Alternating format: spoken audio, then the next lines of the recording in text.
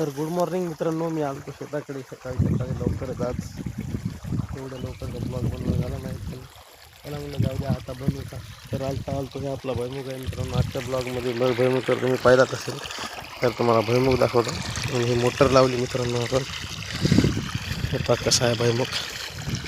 त्याला पाणी लावलं आहे. आता आंघोळ वगैरे करायची गावाकडे जाऊन आणि नंतर दुपारी यायची.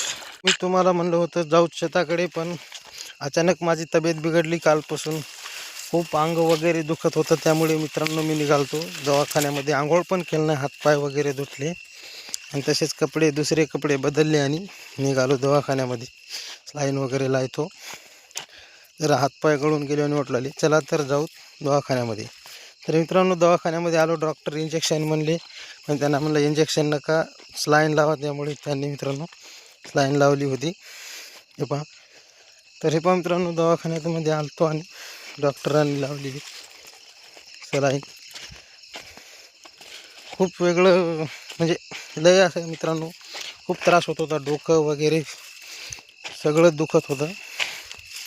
त्यामुळे स्लाईन वगैरे लावली, औषध गोळ्या घेतल्या आणि चाललो गावाकडे. तर मित्रांनो हे पहा, आता मी लगेच गावाकडे आलो. स्लाईन संपली आणि लगेच निघालो. हे पहा मित्रांनो, म्हटलं माझ्या हाताला स्लाईन आहे अजून पण.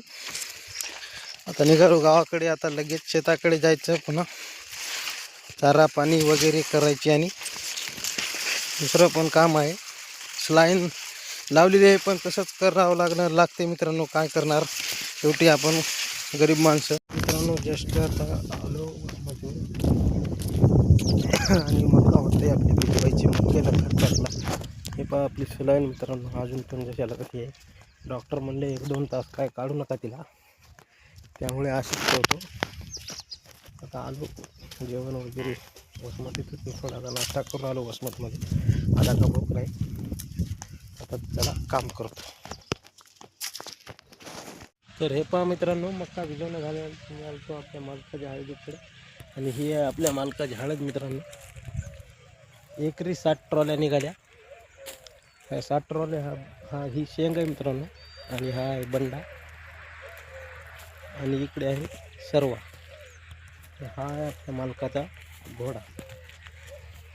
कसा आहे मित्रांनो, जुना घोडा बघू शकता तुम्ही. मी काही या घोड्याचा नाद करत नाही, कारण मला एकदा झटका बसलेला आहे.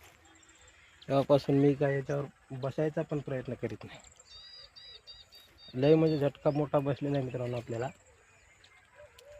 तुम्हाला एक गोष्ट सांगतो, ज्यावेळेस मी नवीन शिकू लागलो त्यावेळेस माझ्या ज्यानं मित्रांनो शॉर्टमध्ये सांगतो, नवरीची जी बुडाली होती, तेव्हापासून मी हा नाद करणं सोडून दिला. चला तर जाऊ दाखड्याकडे.